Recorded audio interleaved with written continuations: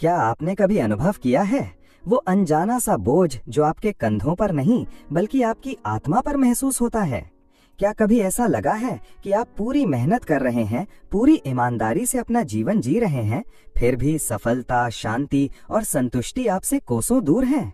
क्या कभी रात के सन्नाटे में ये विचार आपके मन में आया है कि कहीं कुछ तो है जो गलत हो रहा है, कोई ऐसी अदृश्य शक्ति है जो आपको आगे बढ़ने से रोक रही है?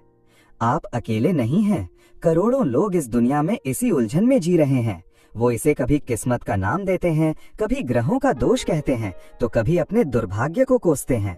लेकिन क्या आपने कभी सोचा है कि इसका असली कारण कुछ और हो सकता है? एक ऐसा कारण जो आपके इस जीवन से नहीं बल्कि आपके अनगिनत पिछले जन्मों से जुड़ा है। आज मैं आपको एक ऐसे रहस्य के बारे में बताने जा रहा हूँ जो सदियों से हमारे ग्रंथों में छिपा हुआ है। एक ऐसा सत्य जो इतना सरल है कि आज के इस जटिल युग में उस पर विश्वास करना भी मुश्किल लगता है। एक ऐसा उपाय जो आपके जीवन को ही नहीं बल्कि आपकी आत्मा के अनंत काल के सफर को बदल सकता है। मैं किसी कठिन तपस्या या लाखों के दान की बात नहीं करूंगा। मैं आपको किसी दुर्गम तीर्थ पर जाने के लिए नहीं कहूंगा। मैं आपको एक ऐसा मार्ग दिखाऊंगा जिसके लिए आपको कहीं जाने की जरूरत नहीं है, कुछ खरीदने की जरूरत नहीं है और किसी से कुछ मांगने की जरूरत नहीं है। आपको सिर्फ 5 मिनट देने हैं, अपने 24 घंटों में से सिर्फ 5 मिनट, और इन 5 मिनटों में आपको कुछ नहीं करना है। जी हाँ, आपने सही सुना, कुछ मत करो। बस जो मैं कह रहा हूँ उसे सुनो, समझो और अपनी आत्मा में उतरने दो, क्योंकि आज जो आप जानने वाले हैं वो आपके जीवन का सबसे बड़ा रहस्योद्घाटन हो सकता है। ये 5 मिनट आपके करोड़ों जन्मों के पापों को भस्म करने की शक्ति रखते हैं। ये कैसे होगा, क्यों होगा और वो कौन सा नाम है जिसे जपने मात्र से ये चमत्कार हो सकता है? इन सभी सवालों का जवाब आपको आज इसी क्षण मिलेगा। बस अपनी आंखें बंद कीजिए और मेरी आवाज को अपने भीतर जाने दीजिए। इस यात्रा में मेरे साथ अंत तक बने रहिएगा, क्योंकि अधूरा ज्ञान हमेशा खतरनाक होता है। कल्पना कीजिए एक विशाल, बहुत विशाल पुस्तकालय की, इतना बड़ा कि उसका कोई अंत न हो। इस पुस्तकालय में अनगिनत किताबें हैं और हर किताब आपके एक जन्म का लेखा जोखा है। आपने कब जन्म लिया, कहाँ जन्म लिया, कैसे जिए, क्या अच्छे कर्म किए, क्या बुरे कर्म किए, सब कुछ उस किताब में लिखा है। अब सोचिए, आपने ऐसे कितने जन्म लिए होंगे? शास्त्रों के अनुसार 84 लाख योनियों में भटकने के बाद ये मानव जन्म मिलता है। तो ऐसी कितनी किताबें होंगी आपके नाम की? हजारों, लाखों, करोड़ों। इन करोड़ों किताबों में यानी आपके करोड़ों जन्मों में आपने जाने अनजाने में कितने ही ऐसे कर्म किए होंगे जिन्हें आज की भाषा में पाप कहा जाता है। किसी का दिल दुखाया होगा, किसी का हक छीना होगा, किसी को पीड़ा दी होगी, किसी की आत्मा को कष्ट पहुंचाया होगा। ये सब कुछ उन किताबों में दर्ज है। ये एक ऐसा बोझ है, एक ऐसा ऋण है जो आपकी आत्मा पर चढ़ा हुआ है। इसी बोझ को कर्मों का बंधन कहते हैं। ये वो अदृश्य जंजीरें हैं जो आपकी आत्मा को पकड़े हुए हैं। आप इस जन्म में चाहे कितनी भी मेहनत कर लें, कितनी भी पूजा पाठ कर लें, अगर पिछले जन्मों का हिसाब भारी है तो इस जन्म में सुख मिलना लगभग असंभव हो जाता है। सोचिए, आपके घर में पानी की टंकी पूरी तरह से साफ है, पाइपलाइन भी बिल्कुल नई है, लेकिन जहाँ से पानी आ रहा है वो स्रोत ही गंदा है, तो क्या आपके नल में साफ पानी आएगा? कभी नहीं। ठीक इसी तरह हमारा ये वर्तमान जीवन उस नल की तरह है और हमारे पिछले जन्मों के कर्मों का संचय उस स्रोत की तरह है। अगर स्रोत में ही पापों की गंदगी भरी पड़ी है तो इस जीवन में शांति और आनंद का अमृत कैसे बहेगा? यही कारण है कि कभी कभी हमें बिना किसी वजह के मन में एक उदासी महसूस होती है, एक अजीब सी बेचैनी, एक घबराहट। सब कुछ ठीक होते हुए भी कुछ ठीक नहीं लगता। ये आपकी आत्मा की पुकार है, वो आत्मा जो इन कर्मों के बोझ तले दबी हुई है, जो मुक्त होना चाहती है, जो चीख चीख कर कहना चाहती है कि मुझे इस बोझ से आजाद करो। लोग इस बोझ को हल्का करने के लिए क्या क्या नहीं करते। कोई हजारों किलोमीटर दूर तीर्थ यात्रा पर जाता है, कोई मंदिरों में सोने चांदी के छत्र चढ़ाता है, कोई भूखों को भोजन कराता है, कोई यज्ञ और हवन का आयोजन करता है। ये सब कर्म अच्छे हैं, इनसे पुण्य भी मिलता है। लेकिन सोचिए, करोड़ों जन्मों के पापों का जो पहाड़ खड़ा है, क्या वो इन छोटी छोटी नेकियों की मुट्ठी भर मिट्टी से ढक सकता है?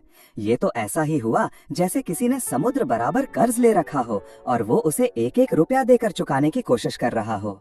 इसमें तो सदियां बीत जाएंगी और जब तक ये कर्ज चुकेगा तब तक तो और न जाने कितना कर्ज चढ़ चुका होगा। तो क्या कोई रास्ता नहीं है? क्या हम इसी तरह अपने अतीत के कैदी बनकर रह जाएंगे? क्या हमारी आत्मा कभी इस बंधन से मुक्त नहीं हो पाएगी?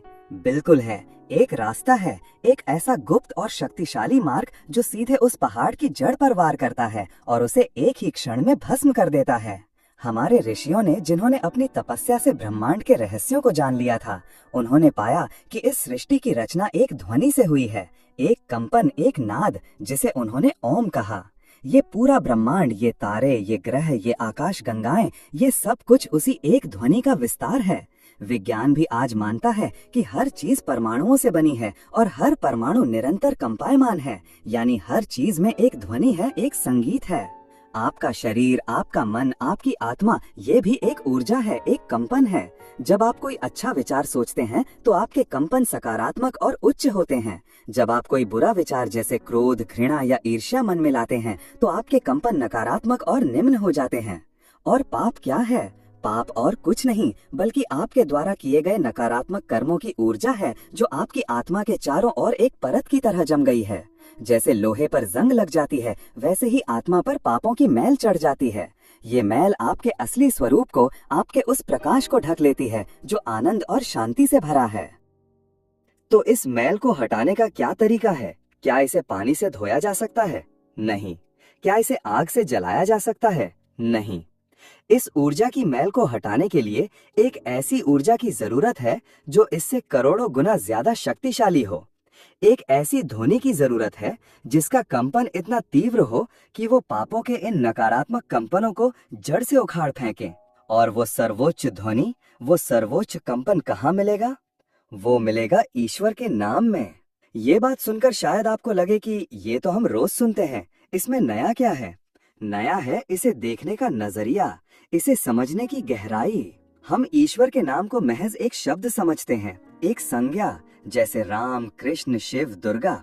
लेकिन ये सिर्फ शब्द नहीं है, ये वो दिव्य ध्वनियां हैं जिनमें स्वयं ईश्वर की पूरी शक्ति समाहित है। हमारे शास्त्र कहते हैं, नामों और नामी में कोई भेद नहीं।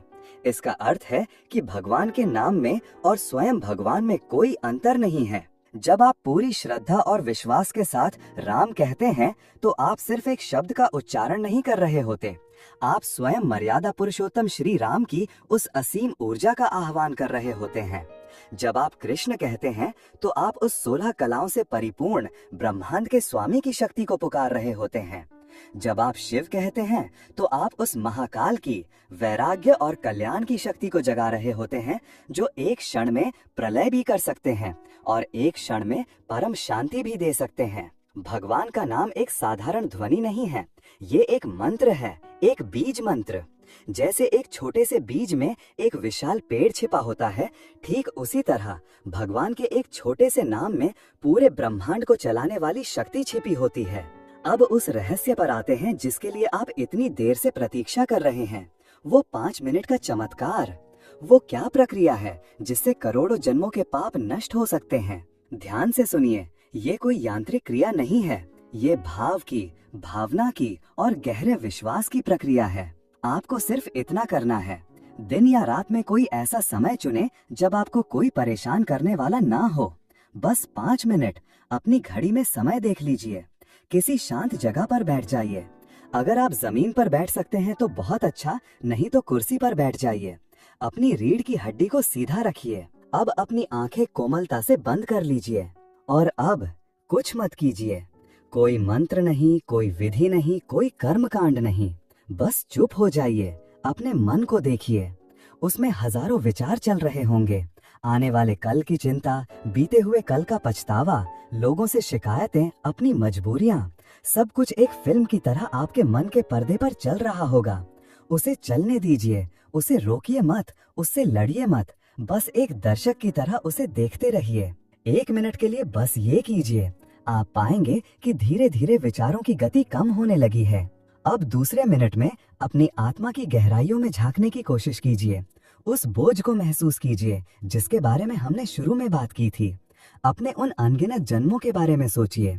उन गलतियों को याद कीजिए जो आपने इस जन्म में की हैं, और उन अनजानी गलतियों को स्वीकार कीजिए जो आपने पिछले जन्मों में की होंगी। अपने मन में एक गहरी असहायता और करुणा का भाव लाइए।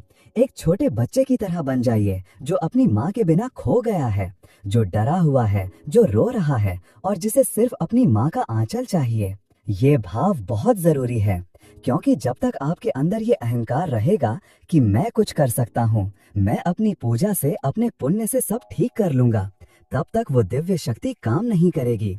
आपको पूरी तरह से असहाय और समर्पित होना होगा। जब आपका हृदय इस करुणा और समर्पण के भाव से भर जाए, जब आपकी आंखों में शायद आंसू भी आ जाएं, तब वो क्षण आता है उस चमत्कार का। अब तीसरे और चौथे मिनट में अपने मन में, अपने हृदय में, अपनी आत्मा के कण कण में उस परमपिता परमेश्वर को पुकारिए। जिस भी नाम से आप उन्हें जानते हैं, जिस भी रूप में आप उन्हें मानते हैं, राम, कृष्ण, हरि, गोविंद, शिव, नारायण, दुर्गा, अल्लाह, जीसस, नाम में कोई भेद नहीं। भाव सच्चा होना चाहिए। और पुकारना कैसे है? आपको जोर जोर से चिल्लाना नहीं है, आपको होठों से भी कुछ नहीं बोलना है।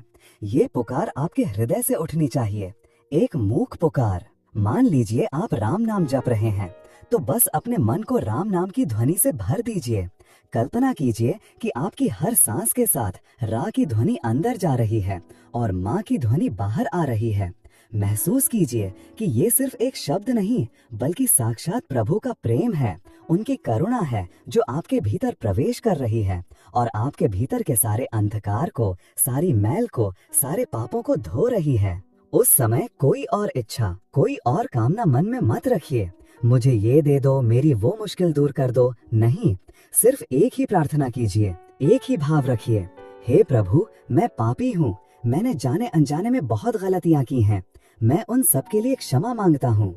मेरा कोई आश्रय नहीं है, आपके सिवा मेरा कोई नहीं है, मैं आपकी शरण में हूँ, मुझे स्वीकार करो, मुझे शुद्ध करो। ये भाव, ये समर्पण और साथ में उस नाम का निरंतर मानसिक जाप, ये वो अग्नि है जो पापों के पहाड़ को जलाकर राख कर देती है। क्यों? क्योंकि जिस क्षण आप पूरी तरह से समर्पित हो जाते हैं, उस क्षण आप स्वयं नहीं रहते, आपका अहंकार शून्य हो जाता है।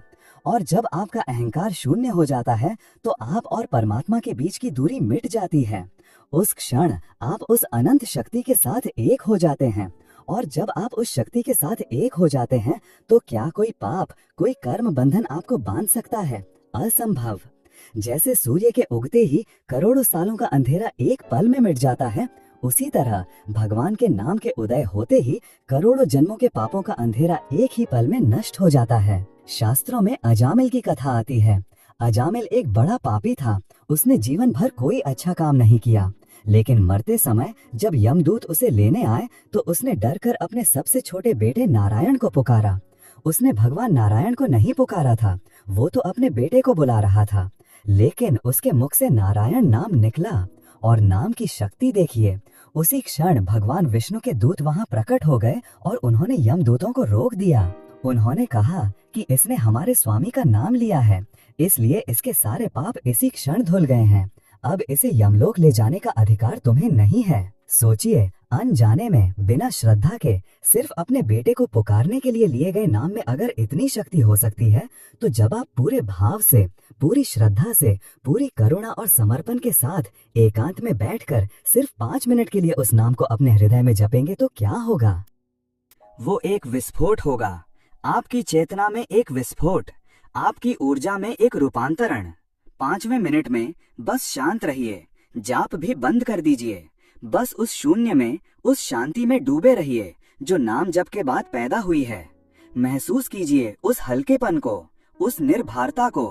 आपको ऐसा लगेगा जैसे सदियों का कोई बोझ आपके ऊपर से उतर गया है।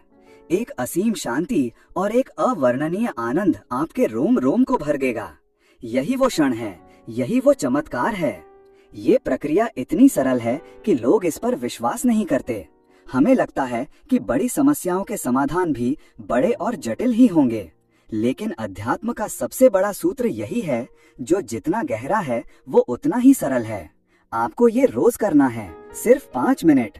ये 5 मिनट आपके जीवन को बदलना शुरू कर देंगे। आप पाएंगे कि आपके मन में बेवजह की चिंताएं कम हो रही हैं, आपको लोगों पर क्रोध आना कम हो रहा है, आपके अंदर एक संतोष का भाव जाग रहा है। जिन कामों में पहले रुकावटें आती थीं, वो अब धीरे धीरे बनने लगे हैं। आपके चेहरे पर एक तेज आने लगेगा, आपकी वाणी में एक मिठास आने लगेगी। लोग आपसे पूछेंगे कि आप में ये बदलाव कैसे आया, क्योंकि जब आपकी आत्मा पर से पापों का बोझ हट जाता है तो आपका असली स्वरूप, जो कि सत चित आनंद है, वो प्रकट होने लगता है। आप वही व्यक्ति रहते हैं, लेकिन आपके जीने का ढंग बदल जाता है। आपका दुनिया को देखने का नजरिया बदल जाता है। ये कोई जादू नहीं है, ये एक गहरा आध्यात्मिक विज्ञान है। ध्वनि का विज्ञान, चेतना का विज्ञान और समर्पण का विज्ञान। तो आज से ही, अभी से ही ये संकल्प लीजिए, आपको कुछ छोड़ना नहीं है। आप जैसे जी रहे हैं वैसे ही जिएं, अपनी जिम्मेदारियां निभाएं, लेकिन अपने लिए, अपनी आत्मा की मुक्ति के लिए ये 5 मिनट जरूर निकालें। कुछ मत करो, सिर्फ 5 मिनट ऐसे नाम जपो और फिर देखिए कैसे आपके करोड़ों जन्मों के पाप तुरंत नष्ट हो जाते हैं। कैसे आपका जीवन एक बोझ से एक उत्सव में बदल जाता है। ये ज्ञान कोई साधारण ज्ञान नहीं है, ये वो शक्ति है जो आपके जीवन की दिशा और दशा दोनों को बदल सकती है। अगर आपको लगता है कि इस ज्ञान ने आपके भीतर एक नई उम्मीद जगाई है, एक नया प्रकाश दिखाया है, तो इस प्रकाश को सिर्फ अपने तक सीमित मत रखिए। हमारे चैनल ज्ञान एक शक्ति है का उद्देश्य ही यही है कि हम इस तरह के सनातन ज्ञान को हर व्यक्ति तक पहुंचाएं, ताकि हर कोई अपने जीवन को बेहतर बना सके। अगर आपको ये वीडियो अच्छा लगा हो तो इसे लाइक जरूर करें। आपके एक लाइक से हमारा मनोबल बढ़ता है। इस वीडियो को अपने दोस्तों और परिवार के साथ शेयर करें। क्या पता आपका एक शेयर किसकी जिंदगी बदल दे, किसके जीवन में आशा की एक किरण ले आए। और सबसे जरूरी बात, हमारे चैनल ज्ञान एक शक्ति है को सब्सक्राइब करना ना भूलें और घंटी के निशान को भी दबा दें, ताकि भविष्य में आने वाला कोई भी ऐसा शक्तिशाली ज्ञान आपसे छूट न जाए। याद रखिए, ज्ञान ही असली शक्ति है। धन्यवाद।